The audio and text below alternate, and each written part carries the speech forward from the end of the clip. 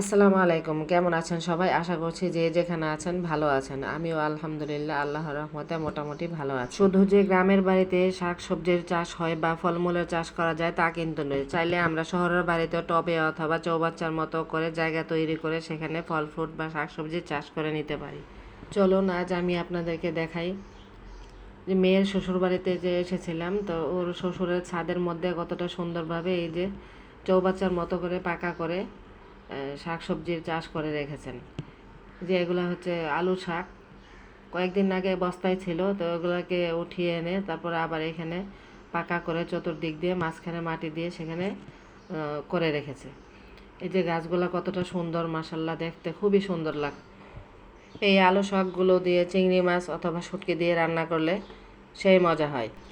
আমি আর বেআইন তো একসাথে বলতেছিলাম যে এই শাকগুলো উঠিয়ে এনে এই যে 3-4 দিন যাবৎ মাংস খেতে খেতে আর ভালো লাগছে না, তাই এই শাকগুলো দিয়ে যদি চিংড়ি মাছ দিয়ে রান্না করা যায় তাহলে খুবই মজা করে ভাত খাওয়া যাবে।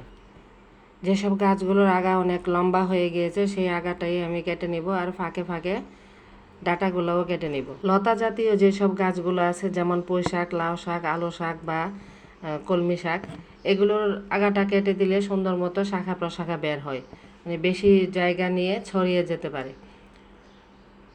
এই যে দেখুন, অনেক দিন যাবৎ কাটা হয় না, তার জন্য আগাগুলো একদম লম্বা হয়ে গিয়েছে, আর নিচের যে পাতাগুলো আছে সেগুলো অনেক মোটা মোটা হয়েছে। তো যাই হোক, আজকে আসছি যেহেতু সবগুলোই কেটে নিয়ে যাব, গিয়ে একটু বেশি করে রান্না করে নিব। এগুলো একদম ফ্রেশ টাটকা, খেতে যে কি মজা হবে যা বলার মতো না। এই যে অনেকগুলো পুঁই শাকের আগা পাতা, আবার আলু শাকের আগা, তারপরে আবার ডাঁটা পাতা, সবগুলোই আমি কেটে নিয়ে আসছি। এখন গাছের গোড়াগুলো সুন্দর মতো পাতলা হয়ে গেছে, বেশি করে কেটে নিয়েছি।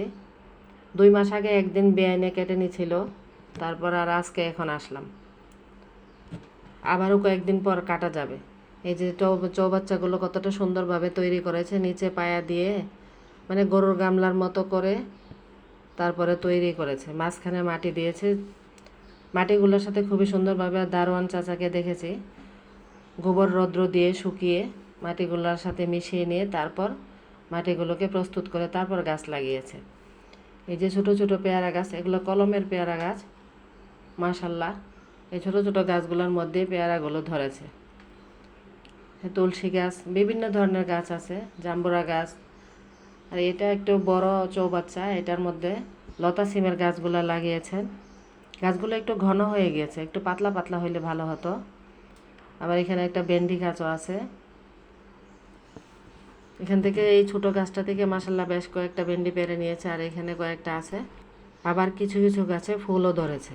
যে সকল বারান্দায় রৌদ্র লাগে বা ছাদের মধ্যে আমরা ইচ্ছা করলে টবে অথবা এরকম চৌবাচ্চা তৈরি করলে এমন সুন্দরভাবে বিভিন্ন ধরনের গাছ লাগিয়ে নিতে পারি।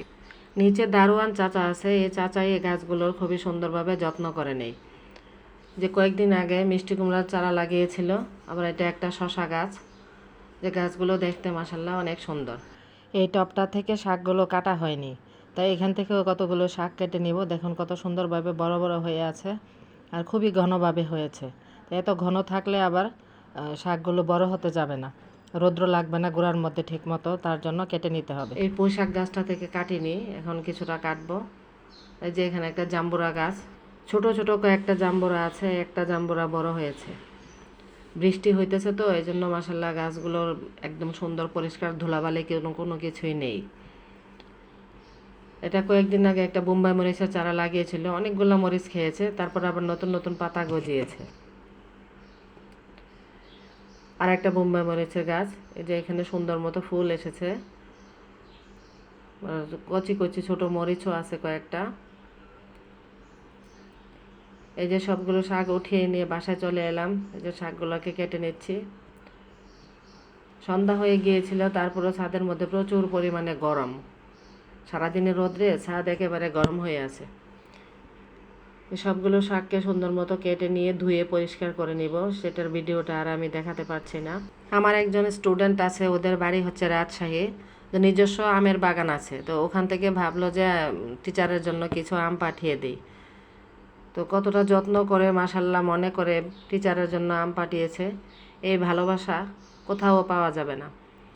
যে বাগানের আমগুলো সেই এত দূর থেকে নিজ খরচে বাসের বক্সে করে পাঠিয়ে দিয়ে এই ভালোবাসা কখনোই ভোলার মতো না। খুবই সুন্দর, গাছ পাকা আমগুলো খেতে যে কি মজা তা বলার মতো না।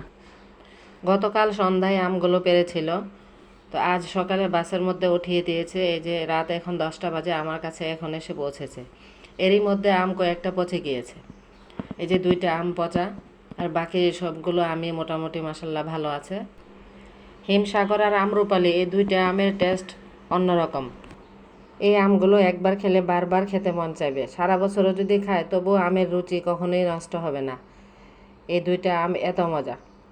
ফজলি আমগুলো দেখতে অনেক বড় হলেও কিন্তু এই আম্রপালি আর হিমসাগর আমের মতো টেস্ট কখনোই না।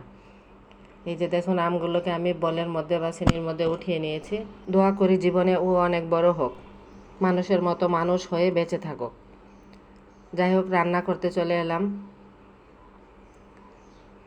এই শাকগুলোকে আমি আজ চিংড়ি মাছ দিয়ে রান্না করব। চিংড়ি মাছগুলোকে আগে থেকে বেছে ধুয়ে পরিষ্কার করে কেটে তারপরে ডিশে করে ফ্রিজে রেখেছিল। এখন ফ্রিজ থেকে বের করে যতটুকু লাগবে সেই পরিমাণে আমি তেলের উপরে দিয়ে দিচ্ছি। দিয়ে মাছটাকে হালকা ভেজে নিয়ে সব ধরনের মশলা মানে পেঁয়াজ, কাঁচামরিচ, হলুদ গুঁড়া, ধনে গুঁড়া ও শুকনো মরিচের গুঁড়া দিয়ে তারপর ভালো মতো মাছ ও মশলাটাকে কষিয়ে নিয়ে পাতাগুলোকে দিয়ে দিচ্ছি। আমি এখানে কোনো প্রকার ঝোল দিব না, শাক থেকে যে ঝোলটা উঠে আসবে সেই পানিটা দিয়ে আমার রান্নাটা কমপ্লিট হয়ে যাবে। যেহেতু শাকগুলো একেবারে কচি, বেশি সময় লাগবে না। এই যে খুবই তাড়াতাড়ি হয়ে গিয়েছে, 10 মিনিটের মধ্যে আমার তরকারিটা রান্না হয়ে গেছে। আজকের ভিডিওর কোনো অংশ যদি আপনাদের কাছে একটু ভালো লেগে থাকে তাহলে প্লিজ চ্যানেলটিকে সাবস্ক্রাইব করে আমাকে সাপোর্ট করে যাবেন। আল্লাহ হাফেজ।